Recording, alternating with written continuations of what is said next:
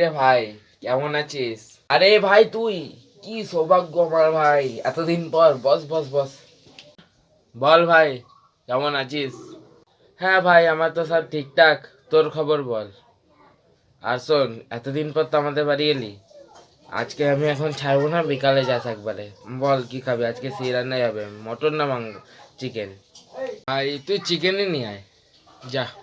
যা, চিকেন খাবি? তা কি চিকেন, চিলি চিকেন করবো না নর্মাল চিকেনটা করবো?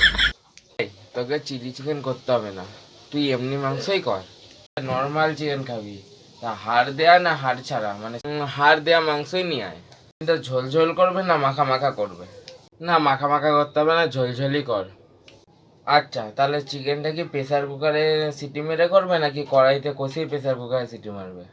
ব্যাং, এত প্রশ্ন করিস কেন রে? যা খাওয়াবি খাওয়া না ভাই। এই এত প্রশ্ন করার জন্য আমি পরীক্ষায় ফেল করে গেছি জানিস? খালি প্রশ্ন করে ভাই, তোর খাওয়াতেই হবে না, যা আমি বাড়ি চলে গেলাম।